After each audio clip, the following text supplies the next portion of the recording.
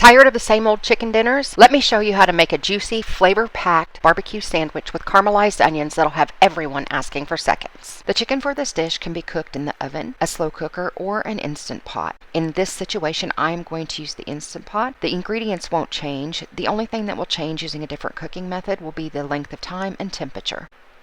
I'm sharing the ingredients on the screen, but here I have already pre-measured my onion powder, smoked paprika, cayenne pepper, salt, and pepper. Next, we'll pour in the coconut aminos or soy sauce. This helps to tenderize the meat and also adds a little bit of salt and umami. We have some brown sugar, this is organic brown sugar, and stone ground mustard. The last ingredient is 1 cup of organic chicken broth. Now that we have all of the ingredients in the pan, we are going to make sure that all of the pieces of chicken thigh are submerged in the juices, and then I'm going to set my quick cooker to 45 minutes on pressure cook. When it's done, we'll do a manual release. Once your chicken gets started in the Instant Pot, this is the perfect time to start preparing your caramelized onions. For 2 people, you'll want to use 1 to 2 large sweet onions. You'll just peel them like you normally would, and then we're going to slice into half rings. Although this does take a few minutes, the only other ingredients needed are oil or vegan butter and some organic sugar or organic brown sugar. Usually I use organic brown sugar, but I happened to be out the day that I decided to make this, so I am just using organic white sugar in this instance. Today I'm using olive oil, and I'm using about 1.5 tablespoons. I would do the same with vegan butter. I'm adding it to an already hot pan and giving it a few seconds to heat the oil up, and then I'm adding the onion. From this point on, you're really just allowing the onions some time to cook. You don't want to stir them or turn them too often because you want them to start browning. Later in the process, we will add a little bit of sugar, as I mentioned, because that will help them caramelize and kind of finish everything off. Salt and pepper are optional, and I usually add them at this time. Because I have a habit of stirring things far too often, I actually set a timer for myself so that I don't stir the onions until 3 minutes has gone by since the last time I stirred them in the beginning half of the cooking. Around the time that I add the sugar, which is after they start browning, you'll see here in just a moment, at that point in time, I do stir them almost continuously to make sure that they don't burn.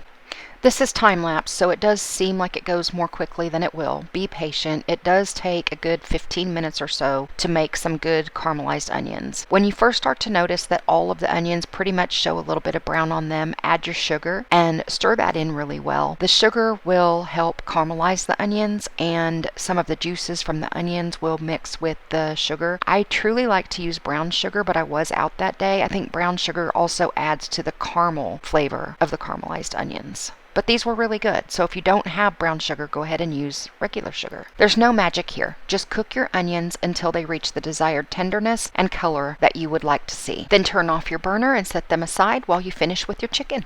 The next step will be to shred the chicken thighs. We're going to do that using 2 forks. It's the simplest way. It may fall apart as you bring it out of the pan that you cooked it in, but that's a good sign. Remove the chicken and just start pulling it apart with the forks.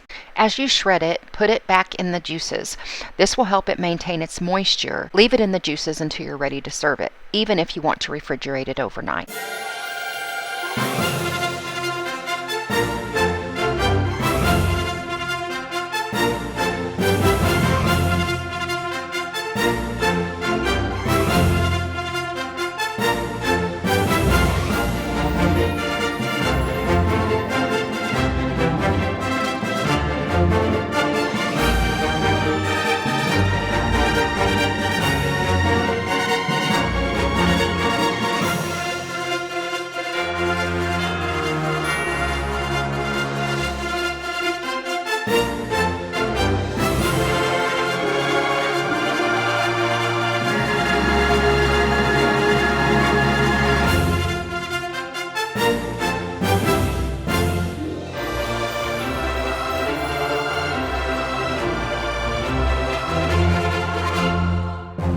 Stir the chicken into the juices and allow it to absorb them while it's cooling off. Then you'll either want to serve it on your sandwich and top it with barbecue sauce, or stir your barbecue sauce in as I do, and then plate your sandwich. The amount of ingredients that I've listed for this recipe is enough to make 2 to 4 sandwiches depending on the appetite of the individuals eating them. When I make this amount, my husband generally has 2 sandwiches for dinner with a side, and I have 1. Then one of us eats the leftovers the following day for lunch. Although there are a few steps to this recipe, it is easy, and I think that once you try it, it'll be on repeat in your house. Now, let's talk crispy baked wings.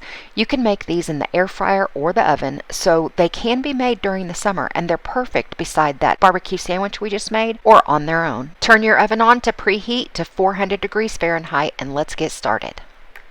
Although you can place the chicken wings directly onto the pan or the foil, I like to place mine on a rack so that both sides brown nice and crispy without too much worry about the grease. For 2 people, I start with 1 pound of rinsed and patted dry chicken wings, 3 tablespoons of baking powder,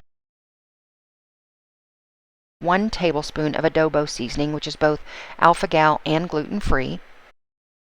I use 1 teaspoon of smoked paprika. Then toss the chicken wings in the seasonings until well coated. I like this seasoning mix because it is very flavorful on its own and doesn't conflict with any sauces that you might want to toss your wings in later. Once the wings are evenly coated, you'll want to place them on the pan you prepared to bake them in the oven. Leave a little space between the wings to allow airflow to go around them and under them. If your wings are resting on the pan or the foil, don't worry about that. We'll be flipping them partway through. If you're using an air fryer, please be sure to follow the instructions for your air fryer. I'll be baking these at 400 degrees for around 35 to 40 minutes, flipping them at about 20 minutes. Remove them from the oven, let them cool a little, and serve them. Enjoy your crispy wings with your favorite sauce or dip. Thank you for joining me today, and if you enjoyed this video, please give it a big thumbs up, comment down below, and subscribe. I truly appreciate you, and I hope that you'll join me for the next video.